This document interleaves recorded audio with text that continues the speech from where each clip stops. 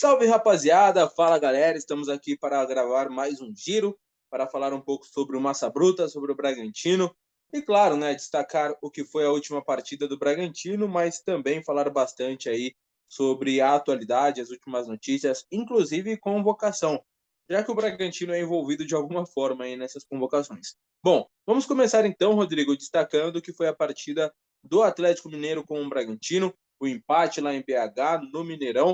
O Bragantino até teve bons momentos, né? Só que chega aí ao sexto jogo sem vitórias no Campeonato Brasileiro, Rodrigão. É isso. Olá a todos, fala Diego. Bragantino, mais um jogo sem ganhar, agora são cinco.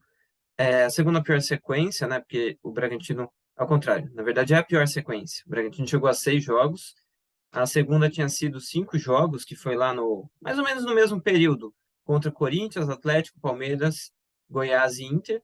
Goiás e Inter são os dois próximos jogos do Bragantino, mas aquela tinha sido a pior sequência. Agora essa é a pior sequência. Pelo menos, se você olhar os dois últimos jogos, não foram partidas ruins e foram dois empates contra dois times bem fortes no momento, né? O Palmeiras e Atlético têm dois dos melhores elencos do Brasil. E o Bragantino conseguiu pelo menos um empate, né, com esses times. Mas dá para ver um time até mais pragmático em alguns momentos, né? Diferente do que foi contra o São Paulo, que foi um time mais aberto e tomou 3-0. É um Bragantino muito mais preocupado com a linha mais baixa, mais contra-ataques, principalmente no segundo tempo dos dois jogos, né? Contra o Atlético, em alguns momentos até parecia um 4-5-1, né? Só o Carlos Eduardo ou o Alejandro na frente, e um time bem fechado até. Não sei se é a melhor estratégia, mas pelo menos é o que o Bragantino tem usado para tentar tomar menos gol, né? O Bragantino acabou tomando gol, ainda assim, em bloco baixo contra o Palmeiras e tomou gol assim também contra o Atlético, mas ainda no primeiro tempo, quando não estava jogando assim. Então, acho que o maior problema do Bragantino nesse momento é ajustar a defesa, que não erra tanto durante o jogo, mas quando erra, erra de uma maneira muito grave, assim, e cria uma chance muito clara para o adversário, seja o Cleiton falhando, que ele falhou acho que nos dois jogos, nesses dois últimos jogos, contra o Atlético e contra o Palmeiras, ou a marcação deixando um jogador muito livre para uma finalização em que ele tem muita chance de marcar um gol, né? O Caleri marcou um gol com muita liberdade contra o São Paulo, o Merentiel também tinha muita liberdade no gol que fez, o Ademir também estava numa condição boa ali para poder finalizar, então acho que o Bragantino está errando muito nessa questão. Se ajeitar um pouco mais isso, acho que pode ter resultados melhores, porque o ataque até que produz bem. Produz bem, mas talvez esteja faltando aquele centroavante, né? Talvez não, está faltando e não é Tá? de agora, né? De algum tempo realmente. E o Alejandro não voltou legal, acho que não sei se é questão de ritmo, enfim, mas não voltou bem desde que voltou a atuar aí após estar um tempo parado por conta de uma lesão. E o destaque eu acho que acabou sendo o Aderlan, né? Pelo gol, não só pelo gol, acho que foi a melhor partida de um bom tempo aí do Aderlan, né? Ele não estava jogando tão bem assim, acabou fazendo uma boa partida. E o gol, Rodrigo, alguns divergem nas opiniões de quem foi a falha, né? Eu vi uma falha ali coletiva. Eu acho que do Raul e do Natan, o Ademir acabou recebendo no meio dos dois, uma falha ali de marcação, de cobertura, e acho que foi uma bola defensável. Uma bola defensável, eu acho que o Cleiton executou muito mal ali o movimento, tanto é que ela passa por baixo do goleiro. O que você achou de ponto positivo e negativo no Bragantino nesse jogo? Eu acho que na questão do gol é por aí mesmo. O Bragantino tem uma dificuldade grande em marcar a bola aérea, tanto que as principais chances do Atlético no jogo são assim, vários lances. O Cleiton fez boas defesas também no jogo, né? Acho que é bom destacar isso também. Apesar de ele ter, acho que, falhado no gol, que era uma bola defensável, não foi um frango, não foi tão ruim quanto contra o Palmeiras, mas dava para ter pego o chute, que foi até chute, não foi nem cabeceio, para você ver como ele estava numa condição boa ali para poder finalizar, né? A marcação é um pouco frouxa em cruzamentos, acho que o Bragantino precisa ajeitar isso. Aí é os dois lados, né? A comissão técnica precisa trabalhar melhor isso e os jogadores precisam estar mais atentos também, né? Eu acho que é um caminho dos dois lados.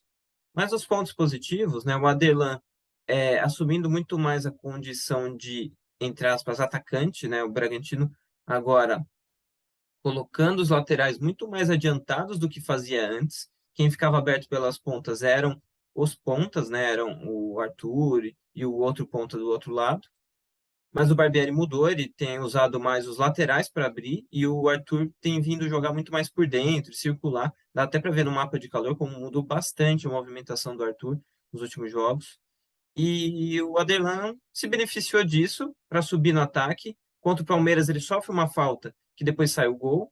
E no jogo contra o Atlético, ele acabou marcando o gol, né? Ele aparece ali, usa uma habilidade até um pouco diferente da gente ver, né? Ele dominando a bola, tirando a marcação, contou também com desvio ali, mas participando interessante ali na frente, marcando um gol. O Luan Cândido do outro lado tem marcado gols também.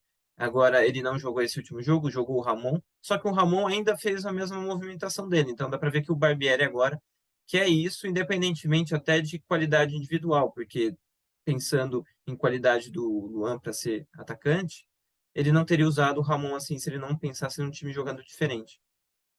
Mas acho que esses são pontos interessantes para destacar no Bragantino, que está sendo um time um pouco mais pragmático naquele sentido que eu falei, às vezes para tentar garantir mais resultados, né? Porque o Bragantino, em alguns momentos, ficava com um bloco muito adiantado e não estava sabendo marcar bem. Contra o São Paulo, acho que foi o jogo mais nítido nesse sentido, porque 2 dos 3 gols o Bragantino sofre em bloco adiantado e ainda teve o gol anulado no final do jogo, que também seria em bloco adiantado. Então, o Bragantino estava marcando mal nesse sentido, a defesa ficava muito em dúvida se sair para marcar para deixar impedido, ou se correr no ponto futuro para pegar a bola antes do adversário. Então, numa indefinição disso, acho que o Barbieri optou por recuar um pouco mais o time. Lembrando lá o começo dele, quando ele chega no Bragantino, em que ele faz um pouco mais esse tipo de jogo. O Bragantino era um time um pouco mais recuado, quando ele chega, ele vai adiantando o time. E agora ele volta a ter um time um pouco mais atrasado. Não o jogo inteiro, mas principalmente os segundos tempos, quando tem um placar favorável. Acho que ele entendeu o empate com o Atlético favorável e a vitória contra o Palmeiras era favorável até tomar empate. É verdade. E o Bragantino que segue aí buscando uma reabilitação, né, no sentido de vitórias, não está tão mal assim no que diz respeito à tabela, é o 11º ali da competição. Foi ultrapassado por algumas equipes que estavam atrás do Bragantino, o próprio Goiás, o Santos, né? E vai ter pela frente esse Goiás. Só que o Bragantino agora tem uma pausa legal, né? Joga só no dia 18, então é só no outro final de semana. Então tem um tempo maior aí de trabalho o técnico Maurício Barbieri e sua comissão técnica realmente.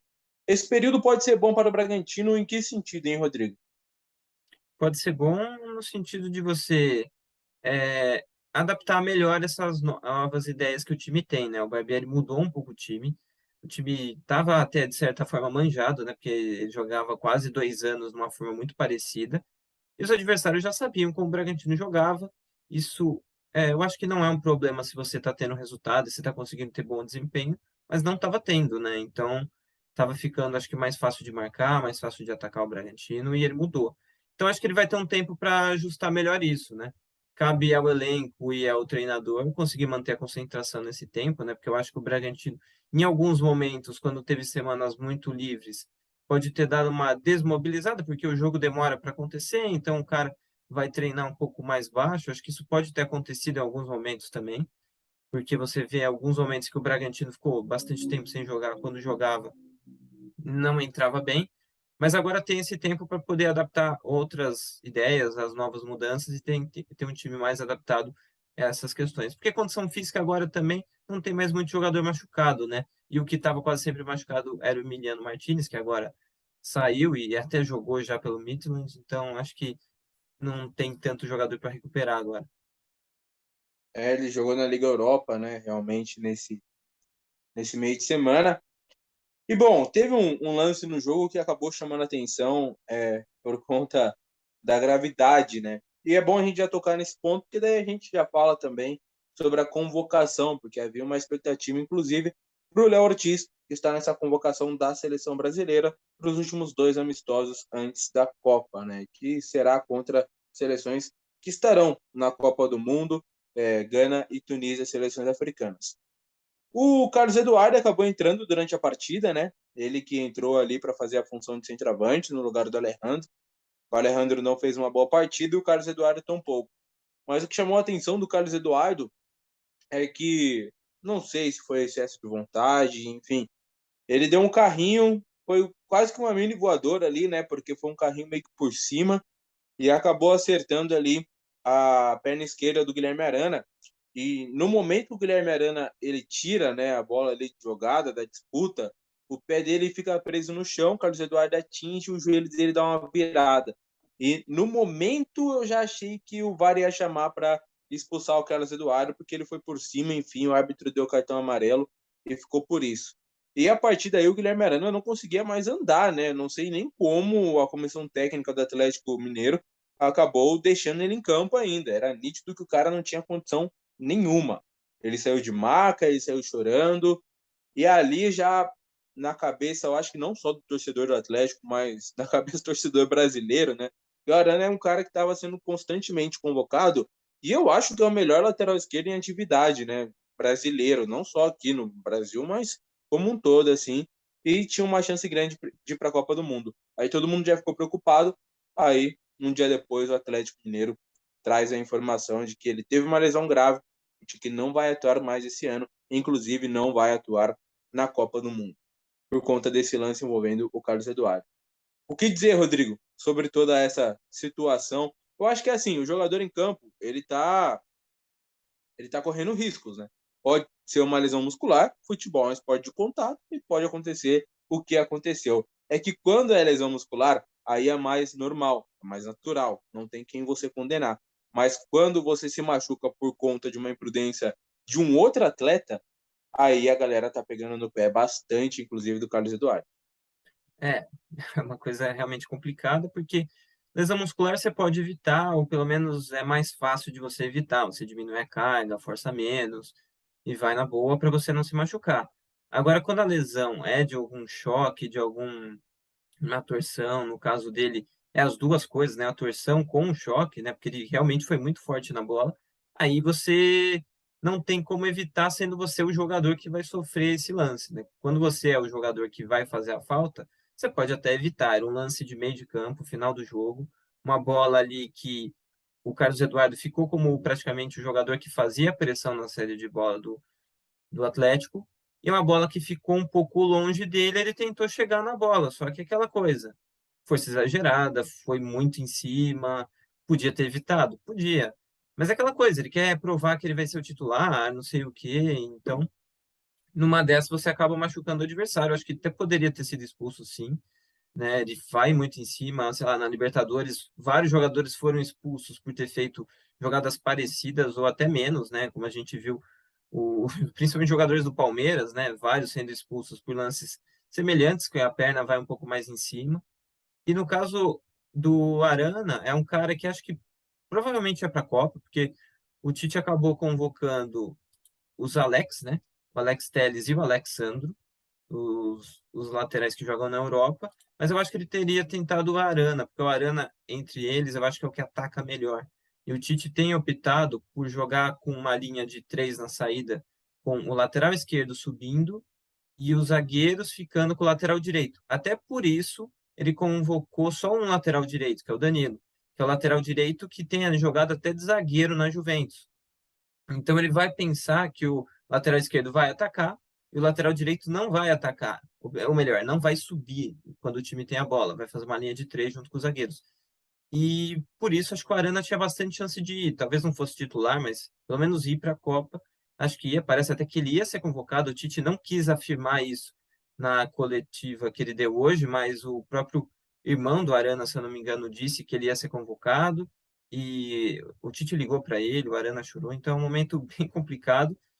Mas o Arana conhece muito o Tite, né? Porque o Tite começa ali com o Arana ali no Corinthians em 2015, ali naquele período, e o Arana era da base do Corinthians, então o Tite conhece ele há bastante tempo, né? Então, eu acho que tinha muita chance de ir para a Copa, como o Tite costuma fazer com quem ele conhece e sabe que é bom jogador, né? Sei lá, o Fagner foi para a última Copa do Mundo, então acho que o Arana tinha muita chance. É triste, né? Porque o cara perde não só esse final de temporada, quanto a Copa do Mundo, principalmente, que é o pior. E o Carlos Eduardo nessa, tudo bem, ele não foi maldoso, eu acho. Eu acho que ele exagerou. E às vezes quando você exagera, você pode cometer esse tipo de coisa, né? Você pode acabar machucando alguém num lance assim. Eu acho que você matou, assim, ele não foi maldoso. Acho que não dá para crucificar, condenar o cara, mas ele acabou exagerando. e houve uma consequência, né? E eu acho que ele ia ser convocado sim, porque ele convoca o Alex Telles, que está sendo banco no Sevilha, né? O Arana vem jogando como titular no Atlético Mineiro. E nem há uma distância tão grande técnica assim, por exemplo, da La Liga como um todo, com o Campeonato Brasileiro, né? Acho que o Campeonato Brasileiro é até mais equilibrado que a La Liga. E, enfim, se for pegar 80% dos times lá, teriam um trabalho significante aqui no Campeonato Brasileiro. Mas é isso, boa recuperação ao Arana, a gente só lamenta realmente esse lance. Ainda falando sobre convocação, o Léo Ortiz não foi convocado, né? Havia ali uma notícia de que 4 zagueiros estariam brigando por essa quarta vaga, seriam eles que o Diego Carlos machucou, então ele estaria fora, né?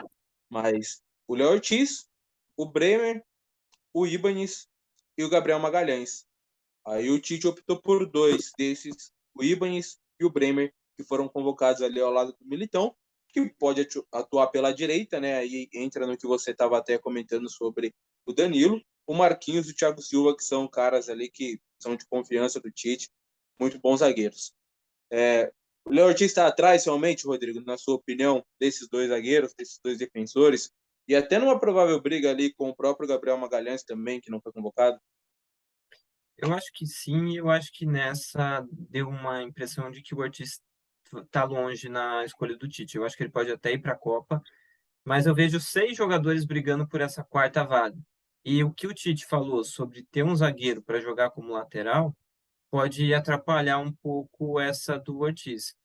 Porque o Bremer ele nunca tinha convocado, a primeira vez que o Bremer foi convocado, o Bremer foi muito bem na no Torino. Ele foi um dos melhores zagueiros da última temporada da Série A, tanto que ele foi Foi para a eleito o Juventus. melhor zagueiro, né? Foi eleito o melhor zagueiro, o primeiro lugar na frente de qualquer outro time. E o Torino nem foi campeão nem nada. Então, ele tá com destaque muito grande, foi para a Juventus. Aí você tem o Ibanez, que tem esse mérito dele de poder ser lateral direito também, tanto que ele é o quinto zagueiro dessa lista, né? Porque o Tite convocou os 3 de sempre, que é o Thiago Silva, o Marquinhos e o Militão. Esses 3 vão para a Copa, certeza, esses 3 vão. E o quarto fica a dúvida, né? Porque o Gabriel Magalhães está jogando bem no Arsenal, o Lucas Veríssimo também está bem, e o Diego Carlos está machucado. Então acho que o Ortiz vai brigar com todos esses. Só que o Ortiz, apesar de ele ter sido convocado algumas vezes, ele nunca nem jogou pela seleção, né? Ele não tem jogo pela seleção. Então acho que nessa disputa ele está ficando atrás. E tem mais uma coisa que pesa contra, que ele é o único que está jogando no Brasil. E por que que jogar no Brasil é ruim?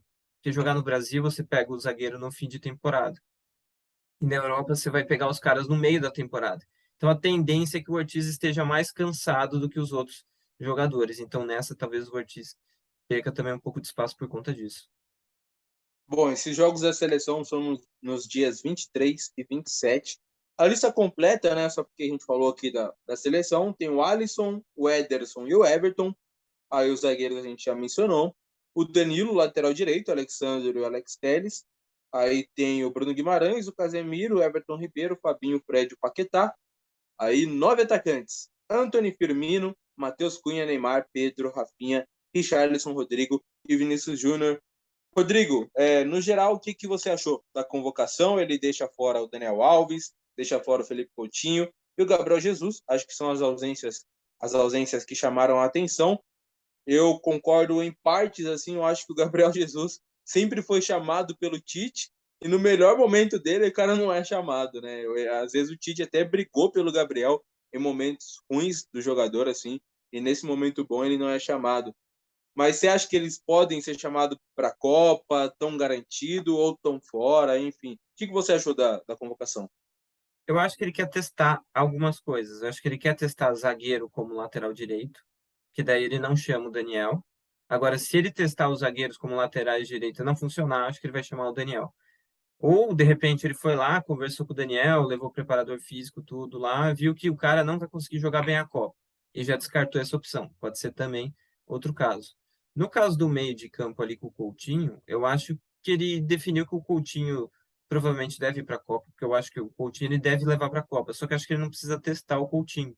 Então talvez ele tenha chamado outros jogadores ali para testar. E eu acho que no ataque é a mesma coisa que o Gabriel Jesus. Porque se você for ver, o Firmino, o Pedro e o Matheus Cunha, eu acho que eles brigam pela mesma posição. que é ter um atacante mais de área. Tudo bem que o Firmino se movimenta um pouco mais, né? O Firmino às vezes joga como 10 ali também. Mas eu acho que ele convocou os três para testar sobre qual deles ele vai levar, e daí ele vai acabar levando o Jesus mesmo.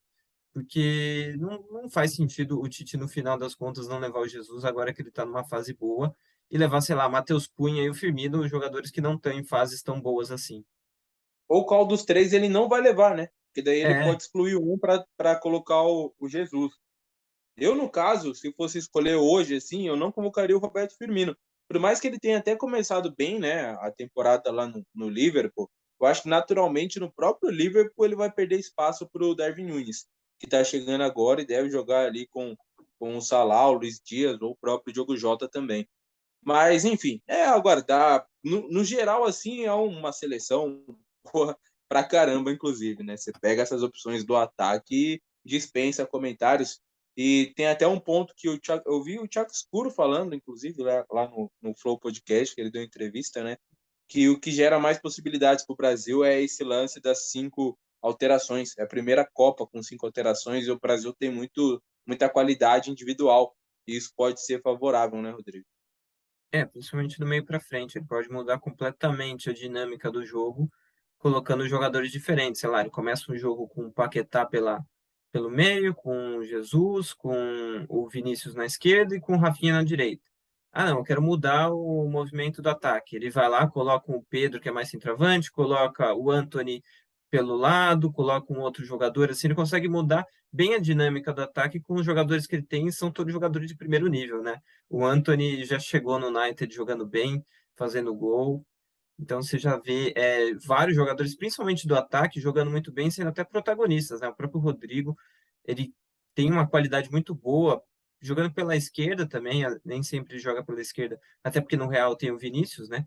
Mas eu acho que o Brasil está numa fase muito interessante, principalmente no ataque, e que evoluiu muito nesses últimos 2 anos. É impressionante como você tem jogadores de ataque que evoluíram demais nesses últimos tempos e, sei lá, um Everton, um Cebolinha, que era um jogador importante para a seleção, hoje não chega nem perto de ser convocado, porque tem outros jogadores que estão muito acima. O Cebolinha ele tá no banco do Flamengo, realmente. Aí fica difícil, né? Bom, uma notícia que, voltando para Red Bull Bragantino, né? Uma notícia que chamou bastante atenção. Eu acho que foi a que mais repercutiu agora no meio da semana, fora essa do Carlos Eduardo, foi a venda do Pedrinho para o Lokomotiv da Rússia, né? O Pedrinho que estava no América Mineiro, jogando muito bem, por sinal, né? É uma aquisição do Bragantino, um jogador ainda muito jovem. E o Bragantino acabou vendendo ele, né, por 5 milhões de euros, que gira em torno ali de 26 milhões de reais. O Coelho América recebe 5% por taxa de vitrine, né, algo que está ficando até recorrente atualmente, e o Bragantino mantém 15% de um passe de uma futura venda. Que você achou dessa negociação? Ouvi muita gente criticando, né, o fato de vender o Pedrinho nesse momento, um jogador que, dos emprestados, é o que mais deu certo, que poderia voltar num estágio diferente. E aí fica essa dúvida, né? O Bragantino realmente forma para vender, por mais que o diretor executivo diga que não, acabou vendendo um jogador que, no caso, é promissor. E às vezes gasta até mais para contratar um jogador que está jogando o que o Pedrinho está jogando, por exemplo, né? Ou ele não está jogando tudo isso também no América Mineiro? Qual é a sua opinião, Rodrigo? Eu acho que ele tá bem, sim. Ele é um dos principais jogadores da temporada do América. Ele se encontrou como ponta esquerda ali, ou meia esquerda, e tá jogando muito bem ali, realmente. Só que quando o Bragantino decide não ficar com ele, parece que o Bragantino não quer um ponto esquerda para jogar ali. Ou porque está pensando em jogar diferente, ou porque já tem um outro ponto esquerda de olho, né? Parece isso, porque no Bragantino ele nunca jogou como ponto esquerda. Assim, até jogou um outro momento, mas ele era muito mais o segundo atacante, entrava ali no lugar do Claudinho, do que propriamente como aberto pela esquerda. E ele sai por 5 milhões de euros, eu acho que é até um valor bom, acho que o Bragantino considerou a proposta boa, porque se você for pensar que o Ortiz, o Bragantino pensava em vender por 10, vendeu o Pedrinho, que não está jogando assim tão bem a nível de Ortiz, não é um jogador tão destacado como é o Ortiz, que já chegou até ser convocado para a seleção. Acho que não é uma venda ruim, e o Bragantino ponderou tudo isso. Ele não está no clube, não sei se quando ele voltar para Bragança ele vai jogar o que está jogando na América. Então, acho que o Bragantino pensou em tudo isso na hora de vender o Pedrinho. De repente, o Bragantino já está pensando em subir alguém da base para jogar ali, sei lá, o Dentinho. Então, acho que tem várias coisas que a gente pode estar no planejamento do Bragantino e o Pedrinho não encaixava nisso. Aí vem uma proposta boa e vende, porque se você for ver, se o Bragantino gostasse de vender sempre, já teria vendido o Arthur, já teria vendido o Ortiz, porque a gente sabe que eles receberam propostas, né? Mas o Bragantino preferiu não vender eles. Então, acho que nesse caso, o Bragantino não pensava tanto assim em utilizar o Pedrinho, tanto que até o América estava tentando adquirir o Pedrinho do Bragantino para o resto dos outros anos, só que daí veio uma proposta da Rússia aí e o Bragantino acabou vendendo ele. É isso, né? O Pedrinho no América fez 34 jogos e marcou 8 gols, deu 3 assistências. No Braga, 28 jogos, marcou apenas um gol e deu 4 assistências. Aqui ele não teve tanta oportunidade assim, né? Ainda mais porque disputava a posição, como você mesmo falou ali, com o Claudinho, é que ele era visto mais como um meio-campista, né? Do que propriamente como um atacante de lado, como ele acabou jogando no América Mineiro. Eu acho que talvez poderia ter aproveitado mais o Pedrinho, mas enfim, também não vejo como um mau negócio aí do Bragantino. Agora, bom negócio do Bragantino nesse início de temporada é o time feminino, né? Pô, bateu o Palmeiras por 3-0, é líder isolado do Campeonato Paulista Feminino e é o mesmo time praticamente que foi rebaixado aí para a Série A2 novamente do Brasileirão. Jogou muito mal e ganhou apenas um jogo no Campeonato Brasileiro com a mesma treinadora que é a Rosana Augusto. Que início fulminante, né, Rodrigo? Desse time do Bragantino no Paulistão. Começou bem, já ganhando o Palmeiras, jogando São Paulo. Tudo bem que o São Paulo estava mais reserva, o Palmeiras estava com uma outra reserva, né? Por exemplo, a Bia Zanerato não jogou contra o Bragantino, mas de resto era boa parte do time principal, né? O Palmeiras que vai jogar a semifinal do Brasileiro contra o Corinthians nesse sábado e o Bragantino que se recuperou bem, né? Foi rebaixado numa campanha muito ruim, ganhou o último jogo e depois que ganhou o último jogo do Brasileiro, ganhou todos, né? O time ganhou confiança, se encontrou melhor na forma da Rosana jogar. A Rosana é a técnica que tem boas ideias, que até ela comentou numa entrevista que ela deu para o YouTube da Federação Paulista que ela recebeu a mesma proposta que a Camila Orlando recebeu antes dela, e ela recusou a proposta para a seleção dos Emirados Árabes, e depois a Camila acabou aceitando e ela acabou pegando o lugar da Camila, né? Então, curioso como essa sequência de história entre as duas aí. E a Rosana, eu acho ela uma técnica muito interessante, que trabalhou, estudou muito futebol, mas ela ainda está muito no começo da carreira. Então, acho que tanto ela quanto as jogadoras estão entendendo melhor esse trabalho de técnica. A Rosana foi campeã da Champions, campeã de tudo como jogadora, então ela tem uma história e um conhecimento muito grande dentro do futebol, mas ela precisa aprender também a conhecer melhor a parte de campo, a parte de treinadora. Ela está evoluindo isso, acho que ela deve ter aprendido muito com as derrotas, assim como o time, e está conseguindo corrigir isso. Acho que o começo é muito bom, mas vamos ver se na reta final, quando tiver os adversários com foco total, vai conseguir também manter o ritmo, apesar de o time ter evoluído demais e estar jogando bem mesmo agora. Bom, vamos para as perguntas, até porque temos bastante hoje, né? Valeu por você que tem participado conosco, tanto lá pelo nosso Instagram, DP__channel, com 2 N's, claro, e também lá no nosso Twitter, né? Tanto o meu quanto o do Rodrigo. E o VG pergunta, fala um pouco dessa nova forma de jogar do Red Bull Bragantino, os pontos positivos e negativos, Rodrigo. Vamos pontuar primeiro quais são as mudanças. A mudança é que agora a amplitude quem faz são os laterais, os pontas vêm jogar por dentro quando o time está atacando. Na hora de defender, ainda é um 4-4-2, mas o segundo jogador do 2 ali volta um pouquinho mais, às vezes fazendo uma linha de 5, e normalmente quem está ficando aberto pela esquerda é o Eric Ramírez. O ponto positivo, acho que você colocar o Luan Cândido mais perto do gol, ele que é o artilheiro da temporada, ele consegue ficar mais próximo do gol. O Arthur ficar mais próximo da zona de meio ali e poder ajudar o centroavante ou outro meio ali, acho que esse é um ponto positivo. O Aderlan, apesar de ele não ter na carreira dele muitos momentos como jogador de ataque, até que está indo bem também. E você tem, às vezes, uma cobertura melhor ali para sair jogando, com o Lucas Evangelista e alguns outros jogadores que têm uma qualidade melhor de passe para sair jogando. O problema que você vai ter é você encaixar a parte defensiva desse movimento, porque quando você sobe muitos laterais, vai ter que ter alguém para fazer as costas deles. E às vezes, se você não fizer isso certo, você pode tomar gol, como aconteceu contra o Corinthians, por exemplo. Outra coisa que pode acontecer é você ficar com a bola muito atrás e você ter jogadores que vão ficar muito presos na marcação ali perto dos defensores. Por exemplo, o Luan Cândido, o Arthur, ou outros jogadores ficarem ali mais próximos dos defensores e a bola não chegar neles. Isso pode acontecer também. Então, acho que são várias coisas que você pode adaptar e tentar fazer com que o time jogue melhor assim. Mas o tempo também vai definir, a gente vai ver melhor as vantagens e as desvantagens disso. E outra coisa que o time tem feito, mas isso acho que dava para ter feito até com o antigo modo de jogar, é ser um time um pouco mais fechado e mais recuado de linha, como eu falei ali no começo do vídeo. Só que isso acho que depende da formação e do posicionamento de jogadores. Bom, o Marcos Ercolini, ele pergunta qual a chance do Barbieri dar uma chance para o Eric Popó jogar. Nós temos muitos centroavantes e o único que é trombador, o Jean Hurtado, não tem merecido a posição. É difícil, né? O Barbieri ele tem dito em todas as coletivas que o Eric Popó, na visão dele, ainda não está pronto, né, para jogar a Série A do Campeonato Brasileiro. Eu acho que ele vai insistir um pouco mais ainda no Alejandro e no Carlos Eduardo, né?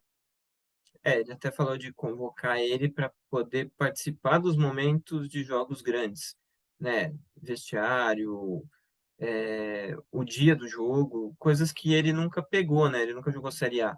Então acho que o Barbieri vai testar um pouco mais ele nisso e talvez um jogo que tiver mais tranquilo, colocar ele para jogar alguns minutos e ver como é que ele se sai. Acho que o andamento dele vai ser esse. Eu acho que não deve ser muito diferente disso. Mas que ele tem qualidade, pode assumir ali como titular, pode, mas acho que não vai ser agora.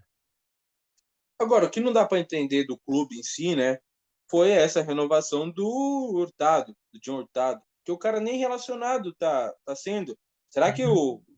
a diretoria não consultou a comissão técnica, enfim? Não dá para entender muito, né, Rodrigo? Porque eles tiraram, o Ítalo foi embora, não parece que foi um pedido necessariamente do Barbieri. Ficou o Hurtado, renovou o empréstimo, e veio o Popó. Mas o Popó é um cara que o Barbieri não tem usado, o Hurtado também é um cara que o Barbieri não tem usado, então no fim ele só tem um atacante, que é o Alejandro, né? Porque o segundo atacante que ele usa é o Carlos Eduardo, que não é necessariamente o centroavante, e depois nessa linha está o Gabriel Novaes. Então ficou meio estranho mesmo, não dá para entender tanto o Hurtado ter ficado. A verdade é que nenhum outro clube quis contratar ele, isso é verdade, mas eu não sei porque ele ficou, porque o Bragantino não precisava ter ficado com ele necessariamente, né? Por mais que o Boca não fosse usar ele, por mais que nenhum outro time quisesse um empréstimo ou contratar ele, o Bragantino não era obrigado, obviamente, a ficar com ele, mas ficou. E acho que desde a renovação, acho que ele jogou só um jogo, né? E foi contra o São É um Paulo. jogo. Realmente, não dá para entender muito. A Joana Furquim queria saber se o Cleiton, ele que tomou novamente um gol estranho, está passando da hora e se ele merece ficar um pouco no banco, Rodrigo. O Bragantino tem vários treinadores, tem o treinador, tem treinador de goleiros, né? Acho que eles conseguem saber o nível dos reservas, né? O Lucão ainda é muito novo também, mas é um goleiro que parece interessante e seria legal apostar nele. Não sei se nesse momento tirar o Cleiton seria uma boa, porque o Cleiton já está há bastante tempo titular, já está mais definido ali, mas que realmente o Cleiton é um goleiro que vez ou outra tem uma falha um pouco maior, ele tem. Ele pode fazer jogos muito bons, pegar vários jogadas difíceis e de repente falhar num lance comum, simples e que qualquer goleiro de um nível razoável consegue defender e não ter muito perigo com isso, né? Mas não acho que ele vá sair desse momento, não. Só se o negócio ficar pior ainda. E daí eu acho que quem entraria seria o Lucão, porque na última vez que o Cleiton não jogou, quem jogou foi o Lucão. Sim, o Lucão é um goleiro também muito promissor. Vale lembrar que nos Jogos Olímpicos o Lucão foi o Cleiton não, por exemplo, né? O Lucão que estava no Ele tem Vasco, né? medalha olímpica. Ele tem medalha olímpica, realmente, e era titular do Vasco até pouco tempo. O Franciclésio Santos, que sempre participou com a gente, grande abraço para ele. Ele fala assim: esse ano, por ter conseguido o ranking para disputar as competições nacionais de base, houve uma reestruturação na base. Acha que o ciclo da base só começará a render frutos no profissional em 2025, por ser em média 3 anos o período de consolidação? Eu acho que mais a partir daí, mas também vai depender do CT, né? Porque até 2025 o time, eles já vão estar usando o novo CT, então a tendência é que melhore também. Mas eu acho que um ou outro jogador já vai dar para usar na próxima temporada e na outra. Agora, ter, sei lá, 30% do elenco da base, ou até mais que isso, não sei qual que é o porcentagem que o Bragantino gostaria de ter, sei lá, o Palmeiras costuma queria ter 30%, o Flamengo também é algo perto disso. Não sei se o Bragantino vai querer isso, mas acho que no primeiro momento vai dar para usar um ou outro jogador. Mas lá para 2025 já vai dar para aproveitar bem mais. Não só porque você vai dar mais tempo para usar os jogadores, como a base vai estar mais estruturada tanto em profissionais quanto em infraestrutura, né? Bom, vamos para as perguntas agora do Instagram. O Victor Gabimelo pergunta: existe a possibilidade do Braga comprar o Carlos Eduardo em definitivo? Olha, sim, possibilidade tem. Se o Braga vai fazer, eu não sei. Eu não compraria. E aí, Rodrigo? Eu também não. É um jogador que tem uma idade um pouco acima, se você pensar em Bragantino, né, em Red Bull, mas ele não está fazendo até agora nada de muito excepcional e nada de que valha ficar com ele. Eu apostaria em contratar outro jogador com esse valor, ou até mesmo apostar em jogadores da base. O Gabriel Fontes, ele pergunta o que a gente achou da entrevista escuro no Flow. Eu achei legal, achei legal. Achei que ele não se aprofundou em alguns pontos, né? E assim, o que eu acho legal dessas entrevistas, e a gente até comentou um pouco na live sobre isso, né, com o Lucas Salema, é que tanto o rapaz lá quanto o Igor, eles não acompanham o Bragantino de perto como nós, assim. Então, é uma entrevista um pouco mais didática, eles perguntam algumas coisas que pra gente já é meio que passado, assim, sabe? A gente já sabe. Mas perguntam também de um jeito menos delicado, às vezes, né? O próprio Igor, assim. E por cobrir o Bragantino sempre, às vezes a gente toma um cuidado ou outro, né? Mas eu achei legal, no geral, assim, com todos os aspectos da entrevista, achei legal. O Rodrigo, não sei. Eu acompanhei, assisti depois a entrevista, até marquei algumas coisas que eu achei interessante, né? Porque ele fala no momento, não diretamente, mas indiretamente, que o nome do estádio deve ser o nome da Red Bull, né? Porque ele foi de naming rights, e naming rights provavelmente vai ser o nome do estádio vai ser Red Bull alguma coisa, sei lá, Arena Red Bull, provavelmente. Ele fala também uma coisa que às vezes a gente, por trabalhar há bastante tempo no clube, a gente esquece, que a ideia da empresa não é necessariamente ter lucro, é mais um negócio de branding, né? Que é você ter a marca reconhecida, ter a marca com uma visibilidade grande no mercado. Então, até por isso que tem essa ideia de jovens jogadores, maneira de jogar, tudo isso seguindo o que eles querem como empresa, de ser uma empresa jovem, uma empresa que aposta em jogadores talentosos para crescer com eles e tudo isso, o coisa que às vezes a gente esquece, tem algumas pessoas que não sabem, né? Não é uma empresa que quer ganhar lucro. Até ele falou que não deu lucro até agora e acho que não vai dar lucro meio que daqui para frente. Só se você tiver uma temporada que vai vender muitos jogadores caros, mas ainda assim não é o ponto principal deles. É até outro. Outras coisas que ele falou também foi, ele fala que o investimento deles é o quinto do Palmeiras e do Flamengo, que são os times que mais investem. E outro ponto que eu achei diferente é ele falar que pensa em treinar à noite, né? Botar luz no CT para fazer treinos à noite, sendo que o time joga boa parte da temporada à noite, mas que dificilmente treina de noite. Verdade, achei interessante também. Assim, acho até importante, não é o principal, assim, não que vai mudar completamente muita coisa, mas não deixa de ser interessante realmente. Essa de treinar à noite eu realmente também achei interessante. Bom, tem uma pergunta aqui se a gente acha que seria bom ficar com o Jonathan Silva para o ano que vem, caso o Léo e o Nathan saiam. Eu acho que o Jonathan perdeu espaço, assim, até porque o Braga contratou o Douglas Mendes, que está atualmente disputando o Campeonato Sub-20 com a seleção lá no Uruguai. Tem o House também. O House que eu acho que machucou jogando pelo 20, mas também é um zagueiro promissor. Não acredito na utilização do Jonathan Silva.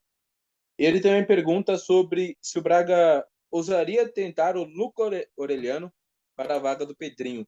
Não acho que uma coisa está atrelada à outra, né? Mas claro que o Orelhano seria uma ótima aquisição para o Bragantino, se o Bragantino se interessasse ou tentasse a contratação desse jogador, né, Rodrigo? Até porque o Orelhano ele é mais ponta direita e central do que ponta esquerda, né? Então não encaixa necessariamente na mesma função e nem nas mesmas qualidades que tem o jogador que agora é do Lokomotiv, né? Mas ele é um ótimo jogador. Eu acho que seria interessante, se pudesse, se for o caso, trazer ele. É um jogador bem interessante que fez um campeonato muito bom de Libertadores, principalmente pelo Vélez. Claro que quando pegou o Flamengo eles não conseguiram render o que o time pode, mas eu acho que é um jogador bem interessante que o Bragantino poderia testar. Agora, ele tem 22 anos, teria que ser um jogador para não vir tão caro. Acho que o Bragantino não gostaria de investir tão caro nele, e talvez nesse ponto o Bragantino talvez não consiga trazer o jogador. Bom, então é isso, rapaziada. Respondemos as perguntas, né? Falamos bastante aí sobre o Bragantino. Agradecer aqui aos nossos patrocinadores, RV Sistema de Seguranças, Oregon Estacionamento também sempre com a gente, e nosso apoiador, que é o professor Marcos Maia, lá da FATEC, Bragança Paulista. E Rodrigo, a gente volta na semana que vem com mais informações, com mais um giro de informações aqui no DP Channel. É isso. Hoje, na verdade, enquanto a gente fala, o Bragantino joga pelo Aspirantes, né? Vamos ver até onde o time consegue chegar na competição. A gente pode falar mais sobre isso na próxima semana. E o próximo jogo contra o Goiás. Goiás só no domingo que vem. E o Goiás, que na última vez que o Bragantino enfrentou, era um time que estava em reconstrução e agora é um time que está até consolidado, com o Pedro Raul marcando gol tudo quanto é jogo. Então tem tudo para ser um jogo mais difícil do que foi a última vez. A última vez o Bragantino não foi bem. Então vamos ver como é que o Bragantino se sai contra o Goiás no próximo jogo. Mais um jogo contra o Goiás, né? O Goiás que eliminou o Bragantino aí na Copa do Brasil. É, até frustrante também, né? Essa eliminação do Braga na Copa do Brasil. Caiu nas Copas num período muito semelhante ali, o que acabou dando um baque realmente no Bragantino na temporada. Mas bom, vamos aguardar esse novo duelo contra o Goiás. Na época o goleador era o Nicolas e agora o goleador é o Pedro Raul, que tem jogado muito realmente. Valeu, Rodrigo. Valeu, rapaziada. Até o próximo DP Channel. Tamo junto.